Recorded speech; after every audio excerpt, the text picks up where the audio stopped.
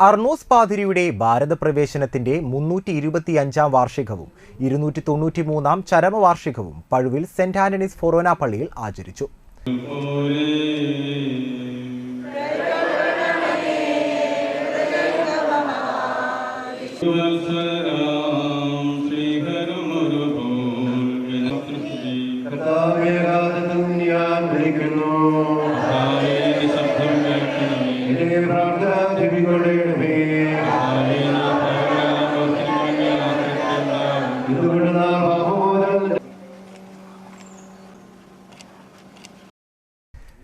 Melbourne രൂപതയുടെ മുൻ bishop Mar Bosco പുത്തൂരിന്റെ കാർമ്മികത്വത്തിൽ രാവിലെ 6:30 വിശുദ്ധ കുർബാനയ്ക്കു ശേഷം അർണോസ് പാതിരി സ്മൃതി മണ്ഡപത്തിൽ ഉപ്പീസും പുഷ്പാർച്ചനയും അനുസ്മരണ യോഗവും നടന്നു. മാർ ബോസ്കോ പുത്തൂർ അനുസ്മരണ യോഗം ഉദ്ഘാടനം ചെയ്തു. ആചരിക്കുകയും ആഘോഷിക്കുകയും ചെയ്യാനും വിശുദ്ധ കുർബാനയിലെ ഒപ്പം നമ്മൾ 325 കൊല്ലം മുമ്പ് കേരളത്തിലേക്ക് വരികയും 293 കൊല്ലം മുമ്പ് നമ്മിൽ നിന്ന് വേർപെടുകയും ചെയ്ത അർണോസ് പാതിരിയുടെ ഓർമ്മകളെ മതിക്കുന്ന നിമിഷങ്ങളാണ്.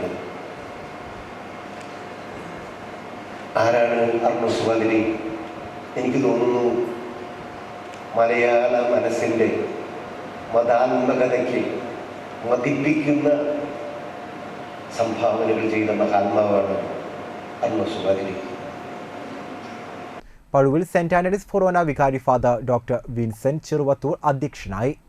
കാലടിയിലെ Sameeksha centre for Indian spirituality and research director father doctor Xavier Tharamel, Pazhuvil forane മുൻ വികാരി father Jose Thekkekara, Pazhuvil forane assistant വികാരി ഫാദർ ഡേവിസ് പുലിക്കോട്ടിൽ, നടത്തുകൈകാരൻ Anto Mekkattukulam, Padhuvanatham editor E J. Benny എന്നിവർ സംസാരിച്ചു.